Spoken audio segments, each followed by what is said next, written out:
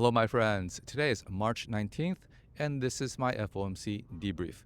Now, today I'm in the city for a conference with Blockworks, and I just got off the set with Charles Payne, so I'll post that video later. But before we go into what actually happened today, let's level set a little bit. Now, today was one of those special quarterly meetings where we got a dot plot. Now, the last time we got a dot plot was in December, and at that time, the Fed was penciling in 2 cuts this year. But between then and now, of course, a lot of things have happened. We have all sorts of policy changes. The stock market tanked, and of course, the data has come in a little bit softer than expected. So how was the Fed going to treat all of that? Well, the dot plot today, again, penciled in just 2 cuts this year. Now, there was some debate as to whether it be 3 or 1 or so forth, but they're keeping their forecast from December. But at the same time, the median FOMC member marginally revised lower their GDP forecast, marginally revised higher their unemployment forecast, and marginally raised their inflation forecast for the year. Now, later on in the press conference, what Chair Powell will say is that, well, they were really concerned about growth and really concerned about inflation. And so that just kind of canceled each other out. So they just kept their medium 2-cut forecast for the year. What was really interesting about this meeting, though, was surprisingly the Fed decided to do something with their balance sheet policy. Now, we've discussed in the past before that the Fed was thinking, based on the minutes, of potentially pausing QT due to the debt ceiling issue. So when the government is under a debt ceiling, it can no longer issue debt. So what does it do to finance itself? Well, when that happens, it starts spending down the money it holds in its checking account, basically its TGA account. Now, right now, the TGA is around $700 billion. Historically speaking, when we have a debt ceiling issue, then the government starts spending that down to, maybe 50, 20 billion. So that is a big amount of money that goes out of the TGA account and into the banking sector. That's not a problem, of course. Money sloshing around from the TGA to the banking sector. The problem arises when finally the debt ceiling is resolved. Then what happens is that the government suddenly issues a whole bunch of debt in a short window to try to rebuild the TGA. Now, the government wants to have a certain amount in the TGA, 800 billion, something like that. And so once the debt ceiling gets resolved, it's going to flood the market with a whole bunch of bills, and the money that they raise through the bills will go to the TGA to go back to top it off again. That movement is going to represent a huge sucking sound of liquidity out of the banking sector into the TGA. Now, Fed officials have been worried that with reserve levels, relatively low, maybe that huge movement of a few hundred billion out of the commercial bank accounts into the TGA might cause some friction in the financial system. And because of that, they've been a bit more sensitive to the impact of QT.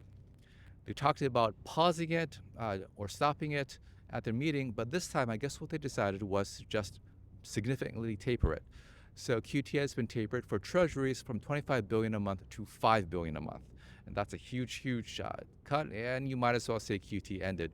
Now, they're going to leave their MBS, continue to let it run off, but MBS hasn't been running off that much because a lot of the people have very low mortgage rates, and there aren't any prepayments. No one is trying to refi out of a 3% mortgage rate to a 7% mortgage rate.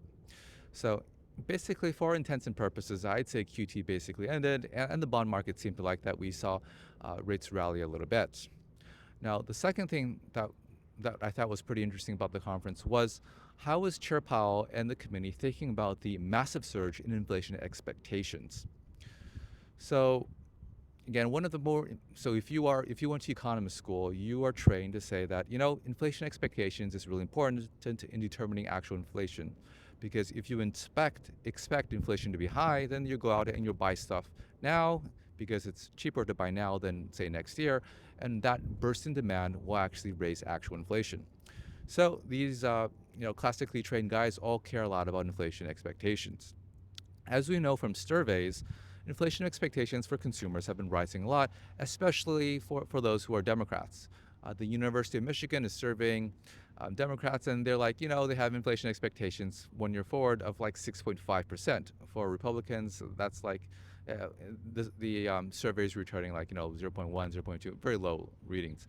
So there's a high degree of polarization when it comes to inflation expectations, but overall, on the short term, they've been rising. So does this mean that the Fed is hamstrung? They can't cut anymore because inflation expectations are getting unanchored? Well, Chair Powell actually pushed back against this pretty determinedly and noted that whereas short-term inflation expectations are getting a bit unanchored, the longer-term expectations are well anchored. So he's looking at surveys of and market-based measures of inflation. He thinks that longer-term expectations are anchored, so he's really not concerned about the short-term inflation uh, expectations volatility. And he thinks that, it kind of makes sense for short-term inflation expectations to rise a bit because we have tariffs, right? And that's kind of like a change in the price level.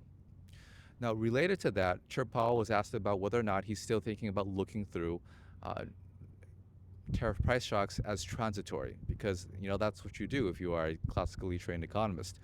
Tariffs raise the price level, a discrete rise in the price level, but it doesn't change the rate of change of prices. So it doesn't change inflation. Basically, it's transitory. In the past, people have talked about this as, because tariffs are a one-time shock to the price level, it's transitory, we don't really need to do anything. Now, Chair Powell seemed to be a little bit less committed to that. He's basically, let's look and see. So he wasn't really sure what to do about that. So he did explicitly note that we got these 4 big policy changes happening in the world: fiscal policy, immigration policy, regulatory policy, and of course trade policy. So he does seem to be wanting to do a wait and see attitude. Now, he was also asked about, we have this enormously downbeat consumer sentiment. Consumers are concerned about their jobs and their personal financial conditions. Now, Chair Powell was very dismissive about that. He was suggesting that, a lot of people say these are pretty downbeat in the surveys, and then they turn around and they go buy a new car. So he's saying, and what we've noticed in the past is that the soft data, the survey data, really has not been very accurate in predicting the hard data. And the Fed strongly prefers the hard data, which Chair Powell referred to as real data. So at the moment, it just seems like he's not really concerned about the upward shift in consumer expectations, inflation expectations, or the downbeat consumer surveys. Really, he is just going to just sit and wait, see what the policy is going to do, and then it's going to react to it. So that's what happened today. And, my best guess, of course, the market is rallying today. Again, I think it's perceived that if you have a, stopping of QT, that's easing policy on the margins. Bond market's liking as well. Some of it is also options hedging. Again, people put on hedges heading into an FOMC meeting. Nothing big happens to take those hedges off, and that's usually a big boost for the market in the short term. But really, it's all out of the White House now. The Fed is going to be very, very reactive. So for what happens next in the markets, got to pay attention to what President Trump says. All right, that's all I prepared. Talk to you guys this weekend.